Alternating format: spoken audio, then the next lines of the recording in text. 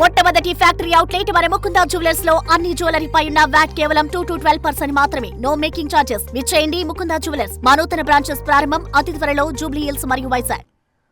Breaking news చూద్దాం. తిరుపతిలోని శ్రీవారి మెట్టు నడక మార్గంలో చిరుతపులి కలకలం రేపింది. నిన్న సాయంత్రం 450వ మెట్టు వద్ద చిరుతను గుర్తించిన భక్తులు వెంటనే టీటీడీ సిబ్బందికి సమాచారం అందించారు. దీంతో అప్రమత్తమైన అధికారులు ఇవాళ ఉదయం భక్తుల రక్షణార్థం నడక మార్గంలోకి వెళ్లకుండా అడ్డుకున్నారు. అటవీశాఖ అధికారులు వచ్చి క్లియరెన్స్ ఇచ్చే వరకు వేచి ఉండాలని భక్తులకు సూచించారు. ప్రస్తుతం మెట్ల మార్గం వద్ద భక్తులు భారీగా వేచి ఉన్నారు.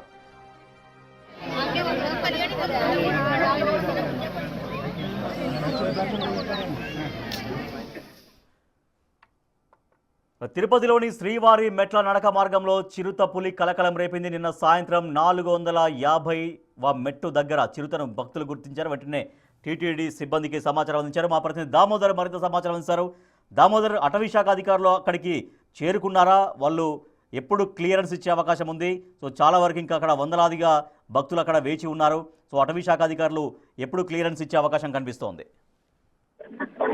నిన్న సాయంత్రం 5:30 సమయంలో ఏదైతే శ్రీవారి మెట్టు మార్గంలో చిరుతపులి కదలికలు కనిపించడంతో భక్తులు శ్రీవారి ఏదైతే టీటీడీ సిబ్బందికి సమాచారం ఇచ్చారు. ఇందులో భాగంగా నిన్న సాయంత్రం నుంచి శ్రీవారి మెట్టు మార్గాన్ని మూసివేశారు. తర్వాత ఈ రోజు ఉదయం 5 గంటలకే భక్తులు శ్రీవారి మెట్టు మార్గం వద్దకు చేరుకుని తిరుమల చేరుకోవడానికి ప్రయత్నిస్తే ఫారెస్ట్ టీటీడీ సిబ్బందితో పాటు పోలీసులు పూర్తి స్థాయిలో అడ్డుకున్నారు. ఏదైతే ఫారెస్ట్ అధికారులు వచ్చి క్లియరెన్స్ ఇచ్చేంత వరకు ఆపివేస్తున్నామని చెప్పారు. ఈ నేపథ్యంలో టీటీడీ ఎఫ్ఆర్ఓతో పాటు మరికొంతమంది సిబ్బంది అక్కడికి వెళ్లారు. అదేవిధంగా చీటా స్క్వాడ్ కూడా అక్కడికి చేరుకునే పరిసర ప్రాంతాలను పూర్తి స్థాయిలో గాలించి చిరుత లేదని కేవలం ఒక 8 గంటల సమయానికి పూర్తి స్థాయిలో క్లియరెన్స్ ఇవ్వడంతో భక్తులు తిరుమలకు వెళ్తున్నారు. మొత్తం మీద ప్రతిరోజు 5,000 మంది భక్తులకు శ్రీవారి మెట్టు మార్గం ద్వారా వెళ్లేందుకు అవకాశం ఉంది. అందుకు సంబంధించి టోకన్స్ కూడా నిన్న సాయంత్రం 3 గంటలకే విడుదల చేశారు. ఈ నేపథ్యంలో టోకన్స్ పొందిన భక్తులు తెల్లవారుజామున పైకి వెళ్ళడానికి ప్రయత్నించగా ఏదైతే టీటీడీ సిబ్బంది అడ్డుకున్నారో మొత్తం మీద ఈ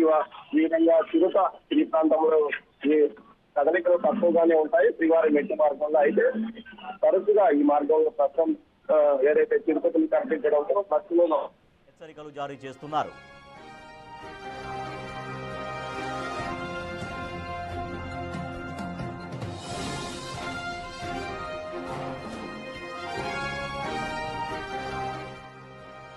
సత్యసాయి జిల్లా రోళ్ల మండలం హోటేబట్టలో చిరుత సంచారం భయాందోళన రేపుతోంది. మరింత సమాచారాన్ని మా ప్రతినిధి యోగానంద్ సార్. యోగానంద్, చిరుతపులి ఏ మార్గం గుండా వచ్చినట్టుగా అంచనా వేస్తున్నారు అధికారులు?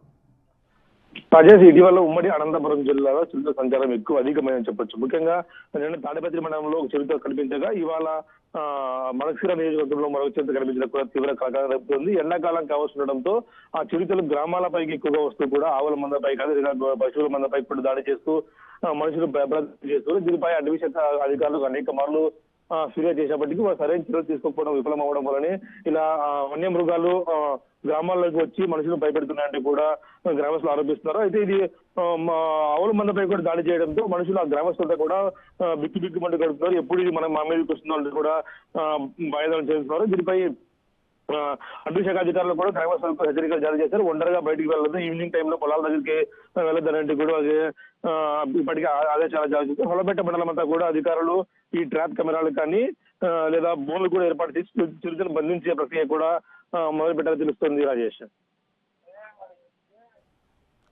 Right, thank you Yoganand.